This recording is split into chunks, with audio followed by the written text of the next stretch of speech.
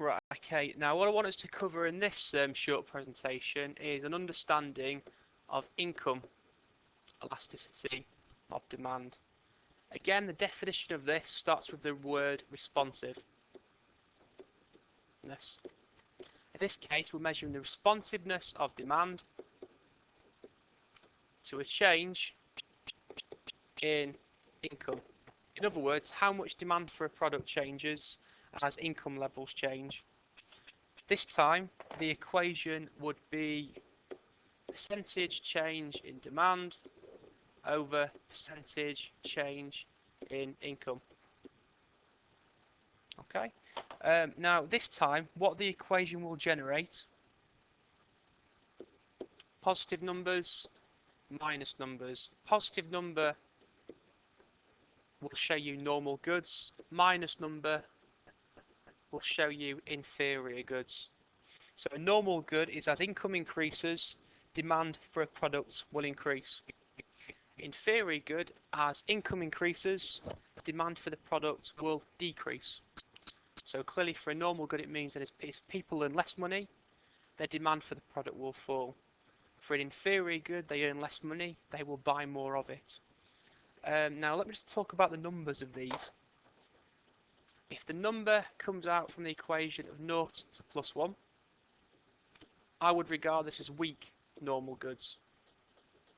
Number bigger than plus 1, strong normal goods. Now what I mean by that is, for some people, if their income was to increase as a product is a normal good, their demand for the product might only increase by a small amount. For a strong normal good, increase in income will lead to a huge increase in demand. Inferior good, 0 to minus 1, would show it's a weak inferior good. Minus 1 through to minus infinity would show me they are strong inferior goods. So what I mean by that is, for a weak inferior good, a change in income will generate only a small change in demand. For a strong inferior good, a change in income will lead to a massive reduction in demand. So let's just think very quickly about how we can show these in diagrams. So let's imagine I'm looking at two different markets. So two equilibrium diagrams. The left one I'm going to imagine is the demand for cars. Right one, bus travel. Now I think cars are generally a normal good. In other words, as people earn more, demand for cars increases. Buses, I think it's an inferior good. So let's think about how this will impact on demand for these two products then. What I'm assuming is that income will have increased. So people have had a pay rise, their ability to buy different goods and services increases. If people earn more money, they will demand more cars. Simply because it's a normal good, they can afford more of them. However, as a bus is an inferior good, demand for buses, I think, will fall to D1 as people earn more money. Probably because people will shift from travelling by bus to travelling by car instead. And this could apply to holidays. For some people, an inferior holiday could be a holiday in the UK.